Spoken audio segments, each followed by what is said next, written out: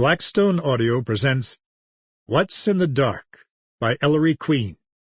This book is read by Traber Burns. Chapter 1. Tuesday, November 9th, 4:30 p.m. Everything young Miss Graves did was notable. To males, at least. The way she finished typing the last column of figures and drew the 4 copies from her typewriter and separated them from the carbons, for instance, was by consensus of the otherwise male personnel of the Burns Accounting Company an artistic achievement, poetry in motion.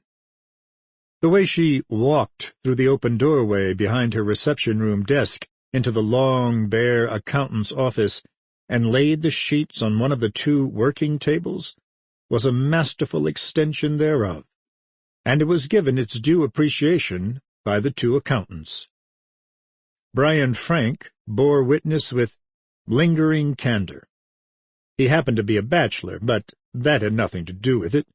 Gil Stoner, the other accountant, had a wife, but the only difference between his appreciation of Miss Graves and Frank's was a matter of degree. Stoner's was more furtive.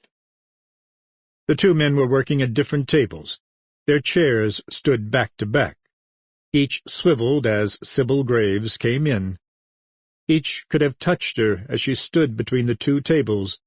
Neither did. Miss Graves had made her untouchability very clear at an early date in her employment. "It's 4:30, Brian," Miss Graves said. She had a cool, clear voice on the husky side. It seemed made for moonlight. She also had Irish blue eyes and a turned-up Irish nose and a bust development that knew no national boundaries. It was this pectoral attribute that, above all, fascinated Mr. Frank. He indulged his habit now of beginning his inventory of her with her chest, as if he could never get enough of committing it to memory.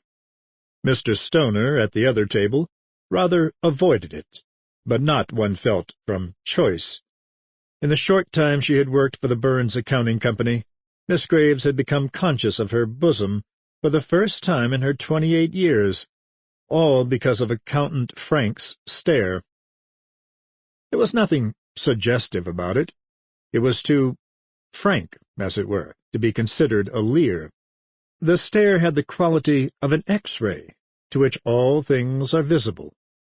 Mr. Frank, one felt, was a scientist of sex, who was engaged in perpetual research. Sample complete. Ready to continue?